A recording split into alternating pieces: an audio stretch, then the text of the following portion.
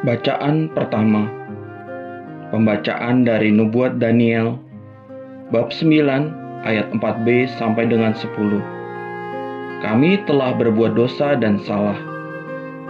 Ah Tuhan, Allah yang maha besar dan dahsyat, yang memegang perjanjian dan kasih setia terhadap mereka yang mengasihi Engkau serta berpegang pada perintah-Mu. Kami telah berbuat dosa dan salah. Kami telah berlaku fasik dan telah memberontak. Kami telah menyimpang dari perintah dan peraturan-Mu. Kami pun tidak taat kepada hamba-hamba-Mu, para nabi, yang telah berbicara atas nama-Mu kepada raja-raja kami, kepada pemimpin-pemimpin kami, kepada bapa-bapa kami, dan kepada segenap rakyat negeri. Ya Tuhan, Engkaulah yang benar. Patutlah kami malu seperti pada hari ini. Kami orang-orang Yehuda, penduduk kota Yerusalem, dan segenap orang Israel, mereka yang dekat dan mereka yang jauh, di segala negeri kemana Engkau telah membuang mereka, oleh karena mereka berlaku murtad kepada Engkau. Ya Tuhan, kami, raja-raja kami, pemimpin-pemimpin kami, dan bapa-bapa kami patutlah malu, sebab kami telah berbuat dosa terhadap Engkau.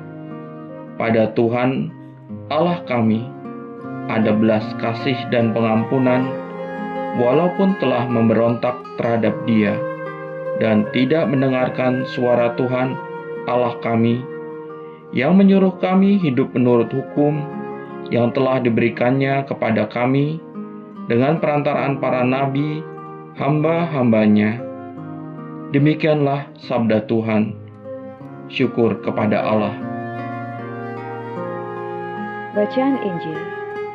Inilah Injil Yesus Kristus menurut Lukas, bab 6 ayat 36 sampai dengan 38. Ampunilah dan kamu akan diampuni. Yesus berkata kepada murid-muridnya, hendaklah kamu murah hati, sebagaimana Bapamu adalah murah hati. Janganlah kamu menghakimi, maka kamu pun tidak akan dihakimi. Dan janganlah kamu menghukum, maka kamu pun tidak akan dihukum. Ampunilah dan kamu akan diampuni. Berilah dan kamu akan diberi suatu takaran yang baik dan dipadatkan, yang digoncang dan tumpah keluar akan dicurahkan ke dalam ribaan. Sebab ukuran yang kamu pakai untuk mengukur akan diukurkan kepadamu. Demikianlah Injil Tuhan. Terpujilah Kristus. Sebuah renungan. Seorang ibu pernah berkata begini kepada pastor pembimbing rohaninya. Manusia itu gudangnya kelemahan, Romo. Ibu itu lalu bercerita tentang suami dan anak-anaknya yang sangat mengecewakan dia. Suami dan anak-anaknya hidup tidak seperti yang ia inginkan. Jadi sepanjang curhat, kurang lebih selama 1 jam, semuanya berisi kelemahan sang suami dan anak-anaknya. Ibu itu tidak sedikit pun memperlihatkan atau menceritakan kelemahan dirinya sendiri.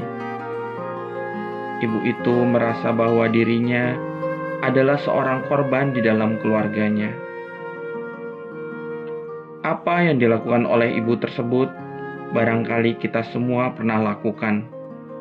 Kita terlalu mudah untuk melihat kelemahan demi kelemahan yang ada dalam diri orang di sekitar kita. Kita bisa melihat kelemahan orang lain dari sudut pandang manapun. Firman Yesus dalam Injil pada hari ini mengingatkan dan memberi alarm bagi kita. Sebab ukuran yang kamu pakai untuk mengukur akan diukurkan kepadamu. Nah, kalau begitu, masih beranakah kita menilai dan menyalahkan orang-orang di sekitar kita? Marilah kita belajar dari Nabi Daniel. Ia menghadap Allah bukan dengan aduan-aduan yang menyayat hati. Ia datang ke hadapan Allah dengan menyerukan kelemahan, dosa, dan pelanggaran yang dilakukannya bersama saudaranya. Ia menyerukan bukan hanya kelemahan sesamanya, melainkan kesalahannya sendiri. Ia tidak hanya menuntut orang lain yang bertobat, tetapi juga dirinya sendiri. Inilah sebuah gerakan pertobatan yang nyata. Ia percaya kelemahan sebesar apapun akan diampuni oleh Allah selama manusia mengakui dan mempunyai keinginan untuk bertobat. Ya Allah, ingatkan kami agar menyadari kelemahan dan kerapuhan manusiawi kami. Semoga kami hidup dalam kebaikan hati bersama Kristus, Sang Teladan dan Guru kami. Amin.